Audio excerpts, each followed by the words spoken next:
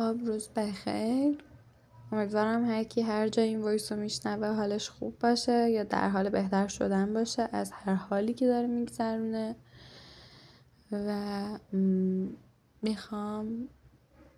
بگم از این روزا، از این انرژیا، از چند وقت دیگه، از اینکه نمیدونیم دقیقا داره چه اتفاقی میفته همین الان توی ایران یا هر جای دیگه، ولی به طور کلی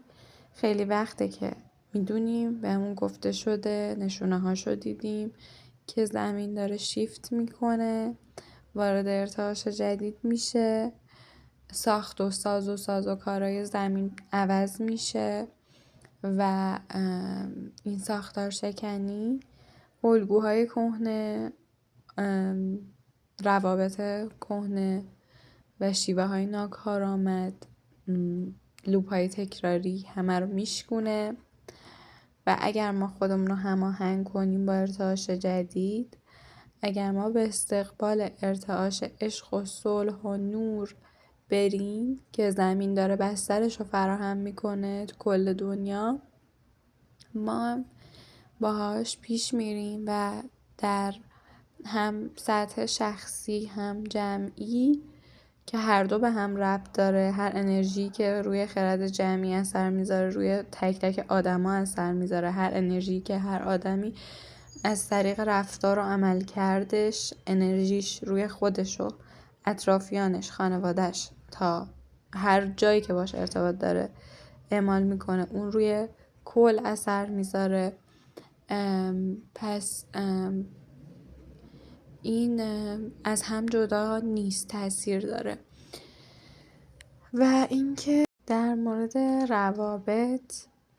و روابط عاشقانه و روابط دوستانه و نزدیک و عاطفی و صمیمی، تمام چیزی که داره تجربه میشه، همینطور در روابط خانوادگی، شکستن الگوها،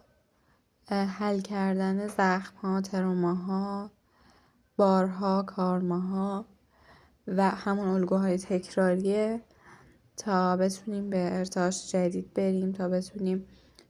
عملکرد جدیدی داشته باشیم، تا اون خط خونی و اجدادی رو پاکسازی کنیم، تا روش‌های ناکارآمدی که از اجدادمون، از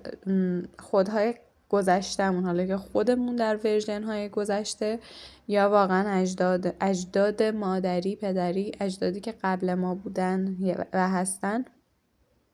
اونا رو تغییر بدیم و اصلاح کنیم و ادامه ندیم، چون ادامه دادن اونا باعث میشه که اون روند، اون عمل کرد، اون طور واکنش نشون دادن توی سیستم ما بمونه و از طریق دی ان ای ما، از طریق ژنتیک ما به بچه های ما، به نسل های بعد ما انتقال داده بشه و همینطور حل کردنشون باعث میشه که اون الگوها برای نسل های آینده، برای تمام نسل های آینده اصلاح بشه و در خود ما و کدگذاری جدید بشه، کدهای ارزشمندی، کدهای عشق و شفقت بدون قید و شرط، کدهای دریافت لیاقت و ظرفیت باز برای پذیرش اون زندگی که لایقش هستیم. و همه اینا از طریق این فشارها، چالشها و تغییر و تحولات اتفاق افتاده و داره اتفاق میفته. اما چیزی که مهمه اینه که آرامشمون رو امیدوارم بتونیم حفظ کنیم، بتونیم به خودمون یادآوری کنیم مشکل از ما نیست تو خیلی موارد که چالشی پیش اومده یا روابطی که تغییر کردن، تموم شدن یا هر چیزی، بتونیم به خودمون این آرامش رو بدیم که شرایط اینطوریه الان برای هر کسی و داره شیفت اتفاق میفته برای بیداری، برای بالا رفتن آگاهی هر کسی نسبت به خودش، اطرافیان، خانواده، جامعه. و دلیل خیلی از مشکلات اینه و صبور باشیم، صبر کنیم که ناامید نباشیم از دیدن این شرایط و اوضاع، بتونیم دووم بیاریم و نگیم که چرا ما اینجا به دنیا اومدیم. شاید هم بگیم ولی